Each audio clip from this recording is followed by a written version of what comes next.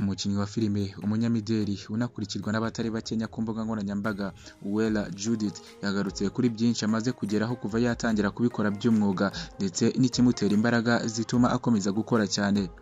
Mu kiganiro cyihariye yagiranye n'Inyarwanda Judy urimo kugaragara muri filime z'uruhererekane nyarwanda zikunzwe zirimo nk'Urugo Rwanjye, Secret Love, uyu mukobwa kandi ari no mu bakunzwe cyane mu bagezweho ku mbuga nkoranyambaga zirimo TikTok ndetse na Instagram.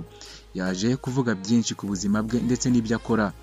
Yatangiye agira ati, natangiye gukina filime mu mwaka wa 2019, narabikundaga, byari mu bintu nifuzaga gukora cyane, naho ku bijyanye no kumurika imideli byo nabitangiye mu mwaka wa 2021. Avuga ko ibyo akora byose bimaze kumugeza ku rundi rwego kandi bitera n'ishema ababyeyi be.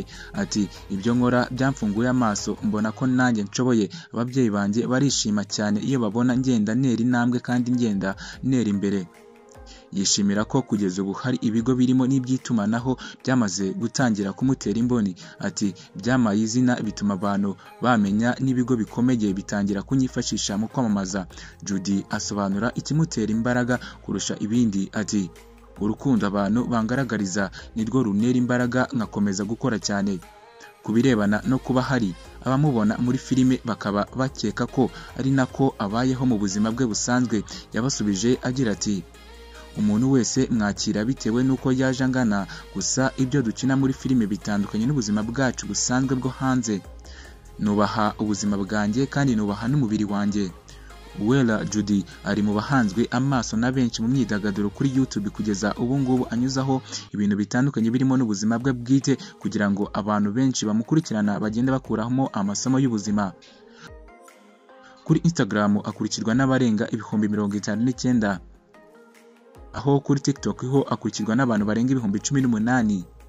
Uyu mukobwa ufite imyaka 20 yavukiye mu karere ka Kicukiro, akaba yarasoje amashuri yisumbuye mu mwaka wa 2022 mu ishami ry'ubukerarugendo, ndetse avuga ko anateganya gukomeza amashuri y'amakuru muri kaminuza.